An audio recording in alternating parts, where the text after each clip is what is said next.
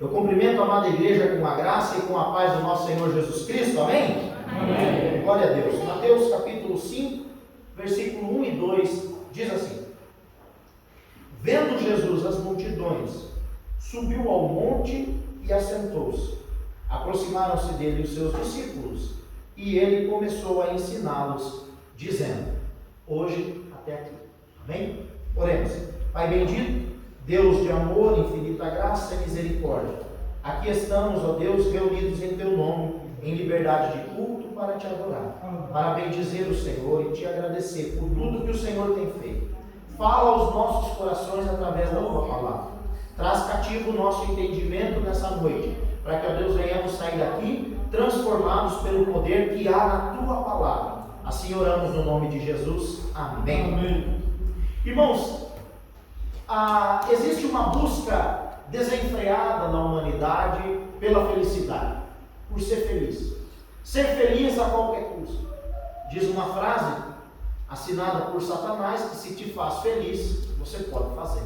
Quem escreveu isso foi o próprio diabo. E a humanidade tem buscado incansavelmente, incessantemente, ser feliz. E muitas pessoas têm confundido ser feliz com um estado eufórico, um estado de euforia. E essa felicidade que é pregada ou é buscada no mundo, ela é uma felicidade efêmera, pequena, passageira. Ela é transitória. Ela não é real. Ela tem um pico que você fica alegre, eufórico, mas logo passa. E aí você precisa, mais uma vez, fazer mais alguma coisa, conquistar algo para continuar tendo esses breves momentos de suposta felicidade, porque isso não é felicidade. Esse sermão que nós vamos estudar no decorrer desses domingos, ele fala sobre as bem-aventuranças. E a palavra bem-aventurado, ela não significa ser feliz, mas significa muito mais do que feliz. A palavra bem-aventurado é mais do que feliz. E Jesus Cristo, então, vai falar no seu sermão, o Sermão do Monte, o tão famoso Sermão da Montanha, sobre essas bem-aventuranças. Eu hoje não vou falar sobre nenhuma delas, mas eu quero mostrar para vocês, biblicamente, aqui, os aspectos da visão de Cristo sobre a multidão, sobre os seus discípulos. E o que é a verdadeira felicidade que somente encontramos em Jesus Cristo. O autor desse evangelho é Mateus, Levi, e o objetivo principal do evangelho aqui de Mateus é apresentar Jesus Cristo como um tão esperado rei vindo da parte de Deus, né? O cumprimento do plano da redenção de Deus, aquele que trouxe como cumprimento o reino, o tão esperado e prometido reino de Deus. Dos evangelhos, Mateus é o que mais vai usar referências do Antigo Testamento para provar e comprovar para os judeus de que Jesus Cristo era o Messias prometido, o rei vindo da parte de Deus. E não há como, irmãos, quando nós olhamos para esse texto, não há como nós fugirmos das exigências aqui que Cristo pede. Algumas dessas exigências, elas são radicais, mas necessárias. Se quisermos fazer parte e sermos cidadãos desse reino, recebemos a cidadania de cidadãos do reino de Deus, nós precisamos cumprir à risca as exigências que Cristo aqui propõe. Cristo inicia o seu sermão do monte no capítulo 5 de Mateus e encerra no capítulo 7, no versículo 29. Para mim, é o sermão mais completo do mundo, o mais profundo e o mais belo sermão sobre a ética do reino de Deus. E como eu disse, não há como fugir das exigências radicais desse sermão, se quisermos ser cidadãos do reino de Deus.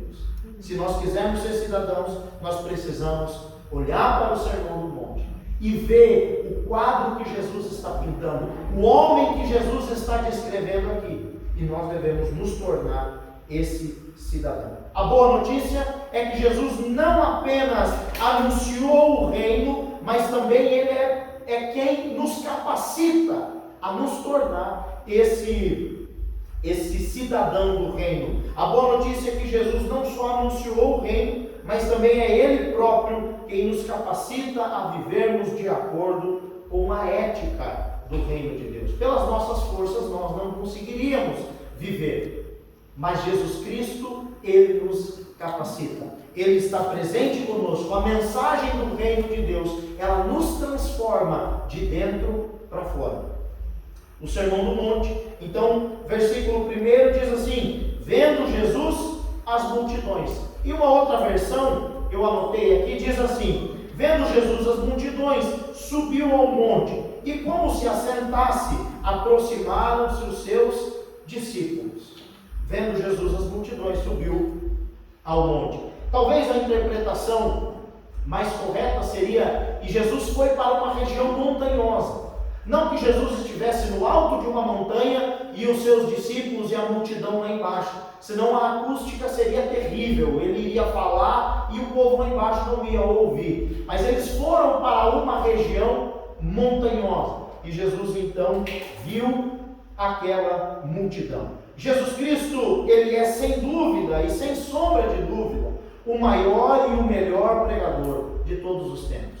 O mais sábio, o mais eloquente, o mais coerente. Jesus Cristo não era apenas o porta-voz da mensagem. Jesus Cristo era a própria palavra encarnada de Deus.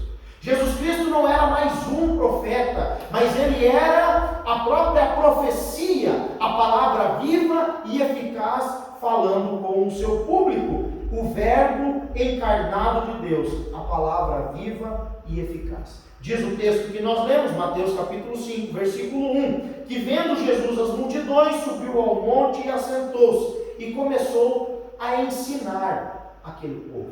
Começou a ensinar aqueles que estavam ali. O costume de todo professor da época era de sentar e ensinar os seus alunos. Jesus Cristo, Ele não é apenas um professor, mas Ele é chamado de bom mestre nas Escrituras. Ele é o mestre. Jesus Cristo é o bom mestre, manso e humilde. Foi Ele mesmo quem disse: venham a mim, vocês que estão cansados e sobrecarregados, e eu vos aliviarei. E aprendam de mim, porque eu sou manso e humilde de coração. Venham e aprendam. Jesus tem algo a nos ensinar. Jesus tem verdades a nos falar. E Ele viu a multidão e mansamente se assentou para ensiná-los. Note que é um costume do Senhor Jesus Cristo se assentar e fazer com que o povo se sente também. Fazer com que o povo se assente. Quando nós olhamos para os evangelhos, nós vemos que Jesus, na multiplicação dos pães e peixes, antes de fazer a distribuição e fazer a oração do milagre, Jesus Cristo organiza aquela multidão, divide-os em grupos e faz com que eles se assentem sobre a relva. Irmãos, o nosso Deus não é Deus de confusão. Quando Jesus Cristo chega na nossa vida, Ele chega para colocar ordem aonde existe caos. Às vezes a gente está desesperado, nós estamos aflitos, angustiados, afoitos, e Jesus Cristo chega e diz: calma, agora está na hora de vocês sentarem e aprender, porque eu vou falar. A Bíblia também nos revela que quando o Senhor fala, irmãos, a terra se estremece, os montes se abalam, a terra se derrete diante da sua palavra, as nações se estremecem. E Jesus Cristo então aqui mansamente se assentou para ensiná-los. Jesus não tem pressa, Ele não está afoito, Ele sabe que aquela multidão precisa ouvi-lo, e Ele sabe o que aquela multidão precisa ouvir. Jesus não apenas viu as expressões faciais dos seus ouvintes. Como eu estou pastoreando essa igreja já há 6 anos, eu conheço, só de olhar para vocês, quando alguns, a igreja está crescendo, graças a Deus, mas os que estão aqui desde o começo, eu conheço se está bem, se não está bem. Só de estar aqui em cima e olhar para o rosto, eu sei que você não está legal nesse dia, que está passando alguma coisa com você, que tem algo diferente acontecendo. Sei também a expressão de alegria. Todo pregador, todo palestrante, todo professor, ele conhece o seu público. Mas Jesus Cristo viu aquela multidão e ele não só viu as expressões faciais dos seus ouvintes, mas mais do que isso, ele olhou mais fundo, mais profundo e viu os seus corações confusos. Ele viu as suas mentes atribuladas, porque ali não era qualquer pastor, ou qualquer professor, ou qualquer palestrante. Era o próprio Deus olhando para o seu povo. E o texto diz aqui que Jesus viu as multidões, vendo ele as multidões. Jesus sabe, meu querido irmão, onde você está e o que você está precisando. Você nunca sair do campo de visão de Deus, mesmo no meio de uma multidão de mais de 7 bilhões de habitantes do planeta Terra, o Senhor sabe exatamente aonde você está e o que você precisa ouvir. Por isso Ele trouxe você aqui nessa noite. Amém. E colocou você sentadinho para você ouvir Ele falar no seu coração. Amém. Se acalme, tenha paciência, o Espírito Santo vai falar com você. Como eu disse, ali não era qualquer pessoa, mas o próprio Deus olhando para o seu povo. Você já imaginou isso? Que coisa magnífica. Talvez algumas pessoas ficariam aterrorizadas, amedrontadas. Mas a Bíblia diz, Salmos 89, versículo 14: justiça e juízo são a base do seu trono, mas amor e misericórdia vão diante da sua face. Deus sempre olha para nós com esse filtro, o filtro do amor e da misericórdia. Jesus estava olhando para eles. O olhar de Cristo, ele penetra qualquer armadura emocional que porventura eu e você estejamos vestindo na ocasião. O olhar de Cristo, ele decifra o falso sorriso, a falsa alegria. O olhar de Cristo, ele vai além da maquiagem. O olhar de Cristo, ele vai além da superfície, da epiderme, e ele penetra a alma. O olhar de Cristo é como uma espada afiada que consegue discernir os desejos mais íntimos do nosso coração. Ele penetra essa armadura. Nós, muitas vezes, conseguimos enganar as multidões. Nossos pais, nosso cônjuge, amigos e irmãos. Somos capazes até de nos enganar. Nós conseguimos nos enganar e às vezes acreditamos naquela mentira que nós estamos contando para todo mundo. Mas não, de maneira nenhuma nós enganaremos o Senhor Jesus Cristo. Nós não conseguimos enganar, porque Ele é aquele que tudo vê, diz as Escrituras, que os seus olhos estão sobre toda a terra, contemplando justos e ímpios, maus e bons. Apocalipse capítulo 19, diz que os seus olhos são como chamas de fogo, que tudo vê, tudo penetra, tudo purifica. Nada pode se esconder do olhar de Jesus Cristo. Jesus não tem pressa, como eu disse, ele se assenta e ensina. Ele não está interessado que você decore leis e mandamentos. Ele não está interessado se você vai passar ou não na prova. Jesus não está interessado se você decorou normas e regras meramente humanas. Jesus Cristo se assenta e faz com que você sente para que você aprenda. Ô meu querido, quando você aprende algo, você nunca mais esquece. Quando você decora, você esquece. Quem aqui lembra da fórmula de Bhaskara? E da hipotenusa? E do cateto?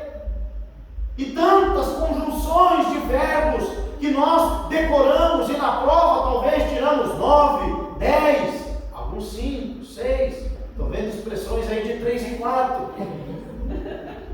Não vamos nem falar de química e física, irmão. Vamos parar no português e na matemática. Decoramos e não aprendemos, mas aquilo que nós aprendemos, nós não esquecemos. Por isso Jesus Cristo diz: venham e aprendam de mim. O objetivo de Cristo não é chegar para você com uma cartilha de normas e regras e diga: decore isso. Jesus quer que você aprenda sobre o quê? Sobre o reino de Deus. Por isso ele não tem pressa. Ele não está interessado em decoreba. Jesus quer que você aprenda sobre o reino de Deus e que os seus ensinamentos se materializem na sua vida. Que os seus ensinamentos deixem de ser palavras e se transformem em atitudes. Que os seus ensinamentos deixem de ser metas, propósitos a serem cumpridos e se transformem em hábitos na sua vida. Porque quando você aprende, você muda. E aquilo passa a ser parte de você. Aquilo passa a ser parte. E o ensino de Cristo é isso. É nos transformar de dentro para fora. Que palavras se transformem em atitudes. E que metas ou propósitos se tornem hábitos nas nossas vidas. Por isso ele não tem pressa e se assenta. Ele se assenta porque ele quer dar atenção para você. Porque você é importante para ele. Ele é um bom mestre. Ele se importa com os seus alunos. Por isso ele não tem pressa. Porque ele respeita você. Ele respeita o seu tempo. Todo professor sabe o que eu estou falando. Existem crianças que são mais tardias. Existem crianças que são mais avançadas. Às vezes são irmãos. E um é mais ativo do que o outro. Um pega mais fácil a matéria do que o outro. O bom professor, ele busca caminhos para ensinar todos os seus alunos.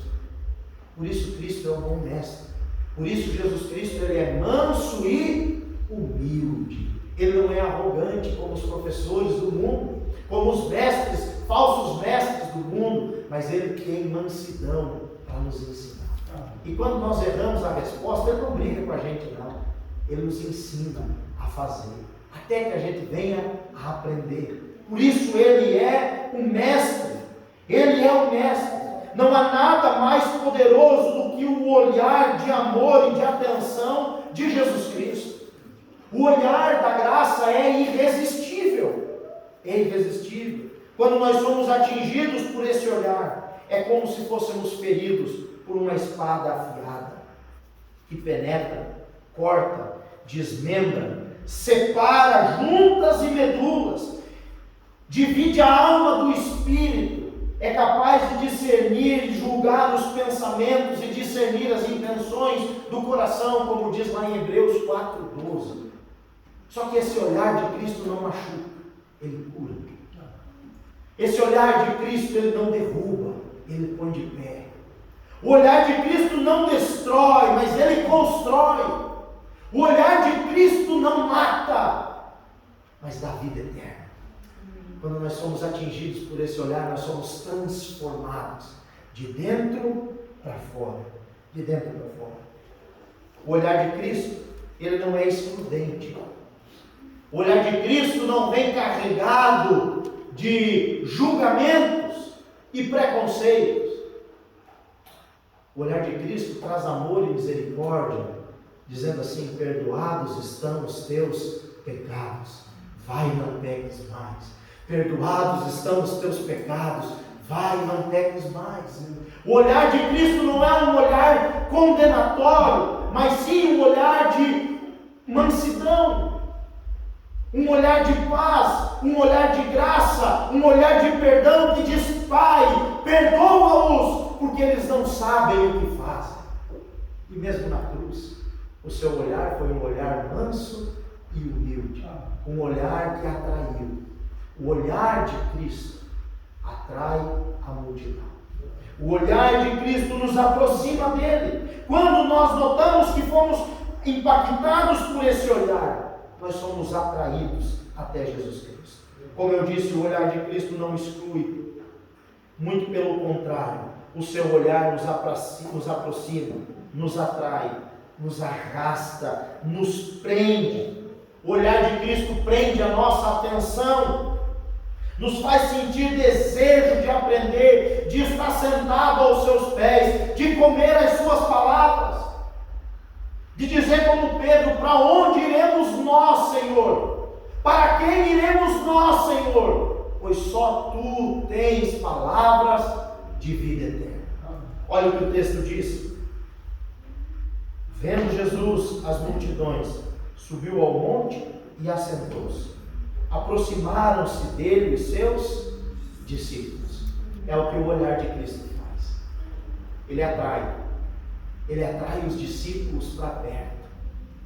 Jesus olha com graça para a multidão, mas quem se aproxima dele é apenas os discípulos. Os discípulos. O que nós podemos aprender então com isso, irmãos? Em primeiro lugar, que Jesus Cristo vê você. Você nunca saiu do campo de visão de Deus. A palavra do Senhor nos diz que Jesus manda que os discípulos atravessassem o lago. E do alto do monte Jesus os observava remar. E o vento era contrário. E o mar estava revolto. Mas Jesus Cristo, do alto da montanha, observava os seus discípulos. E aí, em uma das vigílias da madrugada, Jesus Cristo vem caminhando por sobre o mar. E chega até onde os seus discípulos estão. Talvez você esteja enfrentando um mar revolto na sua vida. Saiba que Jesus Cristo está vendo você. E que no momento certo, Ele vai vir na sua direção. Vai entrar no seu barco. Vai acalmar a tempestade. E as coisas vão se resolver. Em segundo lugar, Jesus não tem pressa. Ele quer ensiná-los. Jesus quer que você aprenda. Nem que seja necessário repetir várias e várias e várias vezes. Jesus Cristo não tem pressa. Ele quer que você aprenda essas verdades do reino de Deus. Jesus quer ter um relacionamento com você. Em terceiro e último lugar, Ele quer que você se aproxime dele. Que você não fique de longe. Jesus não é excludente. Jesus não é um popstar. Apesar de ser o Rei dos Reis e o Senhor dos Senhores, Ele não está longe, Ele não está além. Jesus Cristo está aqui, amém, presente. Talvez você está sofrendo, meu irmão, você está sofrendo porque você quer. Jesus pode estar com você hoje, agora. Amém. Não deixe para amanhã. Se aproxime de Cristo, aprenda de Cristo. E Jesus diz: venham a mim, aprendam de mim, eu sou manso, eu sou humilde, o meu jugo é suave, eu quero dividir essa carga com vocês. O meu fardo é leve. Venham e aprendam. Todos aqueles que são impactados pelo olhar de Cristo se aproximam dele. E se aproximam para quê? Para aprender. Para aprender. Nós precisamos chegar até Jesus e nos despir do nosso orgulho e dizer: Senhor, eu não sei de nada. Eu não sei nada.